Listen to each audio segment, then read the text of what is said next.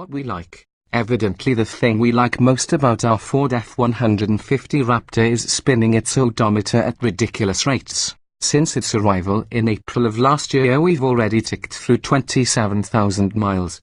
This truck, on its surface, seems an unlikely choice for over-the-road travel, but it gets used often for that since it's as capable of gently swallowing highway miles as it is of eating Michigan chuckles. Despite its 34-inch BF Goodrich rubber and refrigerator in or internal aero profile, the enormous rig sails down the road with the silence and serenity of an air hockey puck. The arrival of Michigan winter coincided with the need for new rubber, leading to our discovery that, at full tread depth, the BFG All-Terrain TAR KO2 is a very reasonable winter tire. Even on hard-packed snow, the tires dig in and churn the white stuff into frozen pulp. Speaking of winter-specific features, this F-150's remote start function saves us the burden of being cold while we annoy our neighbors by rooster-tailing powder off the unplowed subdivision roads. There's a lot to like here. What we don't like. Two editors complained about the truck's periodic refusal to unlock its doors on the first tug of the handle when using its passive entry function. Sometimes 2 or 3 yanks are required before it decides to allow access, but the problem is erratic, so we've not yet seen the dealer for it. We've discovered that our Super Crew Raptor, at 19.3 feet in length, is too long for smaller garages. We also recorded an egregious 8 miles per gallon fill-up while towing a 22-foot, 3,500-pound fully laden snowmobile trailer to northern Michigan. But that should be balanced against tanks of 11 and 13 miles per gallon while towing a 5,000-pound open car trailer to the same region. To date, our eco-boosted Raptor is averaging 14 miles per gallon, 2 miles per gallon shy of its EPA combined rating. What went wrong? Our first update worries about oil in the intake tract have largely abated. As of this writing, there has been no additional evidence. At 24,000 miles we swapped all 4 tires, a $1,040 endeavor including mounting and balancing. A $150 routine oil change and inspection at 20,000 miles was exactly that and included replacement of both the cabin and engine air filters. Otherwise, we haven't even added any fluids. Where we went, multiple trips to northern Michigan are accounted for in the Raptor's logbook. These are both recreational and utilitarian, including hauling snowmobiles for play or junk cars we are no longer allowed to keep at the office.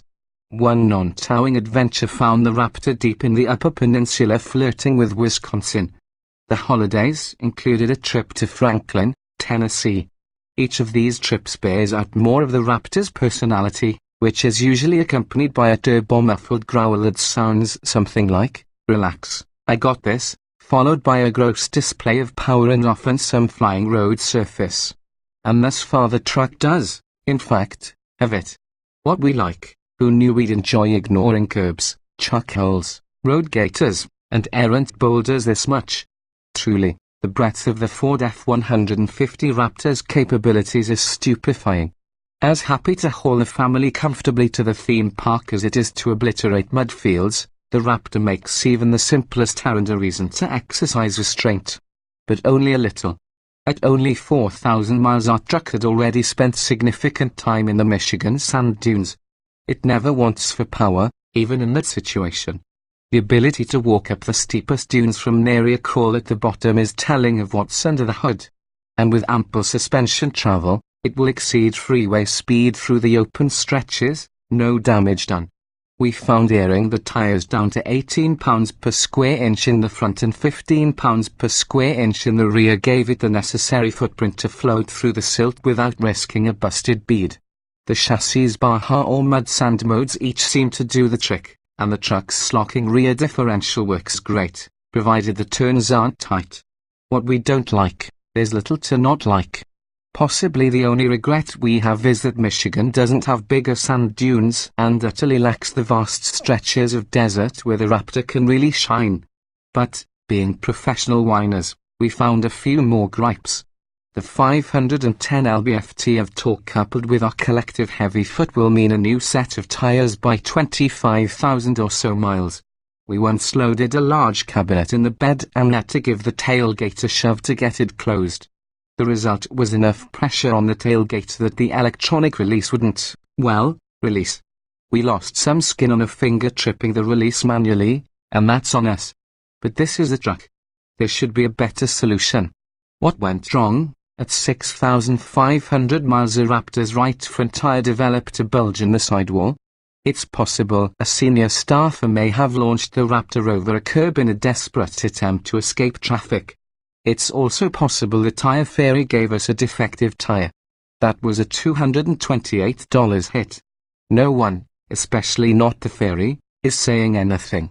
We also spent $66 on an uneventful oil change, tire rotation, and multi-point inspection at 10,000 miles. The dealer swapped the air filter at that service as well because the original was likely oil-soaked, presumably a result of the engine's exhaust gas recirculation system allowing oil into the intake. But at 16,864 miles there's no oil in the new filter or in the intake. We're keeping an eye on it. Where we went, over its first 16,000 plus miles, the Raptor's farthest journeys have been Michigan-based, 3 to the Silver Lake sand dunes for good thrashings and 1 to Hale for the Michigan Mud Jam, a festival of culture and aromas unlike any other. You'll read about that one soon. We even drove the Big Hoss down to Ohio once or twice, but nothing exciting ever happens there. When it comes to traversing Michigan potholes, there are 2 strategies. Most folks employ the balanced human approach. Plod through the minefield carefully, taking it easy in hopes nothing gets spent. The second tactic requires more, well, let's call it commitment. Every vehicle has a safe speed at which it will fly right over the craters, occasionally skimming their edges but never dropping a wheel far enough below the surface to do damage. It's the automotive equivalent of a supercross racer in the whoops. When perfectly executed, both are effective means to get home. Strategy 2 comes with the reward of getting the sooner and the risk of, say, removing an axle from the vehicle. Until now, this was an actual dilemma. Our long-term Ford F-150 Raptor Super Crew, then, is a $64,800, 450 horsepower dilemma killer. That it tears a commercial truck-sized hole in the atmosphere while completing a 14.2-second quarter-mile at 97 miles per hour and hits 60 miles per hour in only 5.5 seconds. Well, those things are just gravy. So, you see, owning a Raptor in Michigan is simply pragmatic. Here, the road shoulders are a burial ground for long-dead Caprices, Plymouths, Silverados, and, yes, F-150s that couldn't hack the wet, freezing misery. What better way to celebrate potholes, frost heaves, and schweckled wheels than to embrace them with a truck unburdened by such concerns? We couldn't think of one, so we ordered a Raptor to test for 40,000 miles. Impulsiveness. Fortunately, every Raptor comes with the same wildly capable hardware, a twin-turbo 3.5-litre V6. A 10-speed automatic transmission, BF Goodrich all-terrain Tark KO2 tires, Fox dampers, and a punch-in for inducing poor impulse control. And what would a gratuitous truck be without a gratuitous options list? Ours is loaded with $11,660 in add-ons, starting with the $9,345 Equipment Group 802A. Which supplies a Torsen limited slip front differential, a locking rear diff is standard, 360-degree cameras, remote start, dual zone automatic climate control, Sync 3 infotainment, a trailer brake controller and backup assist, and more. We then piled on these a la carte additions, 17-inch fidget aluminum wheels, a heated steering wheel, second-row heated seats, a tailgate step, and a spray-in bed liner. And, of course, ours is dark grey, magnetic, in Forder speak, with black wheels. Outrageous utility just for sport. We've begun lining up Michigan's ever-sprouting potholes and smoothing them to cream with the Raptor's ever-buttery bypass dampers.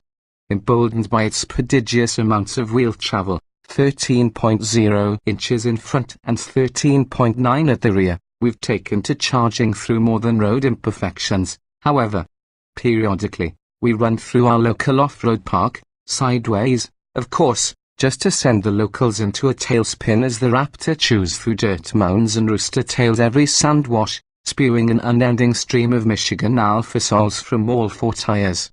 Did we mention its 510 lb-ft of torque?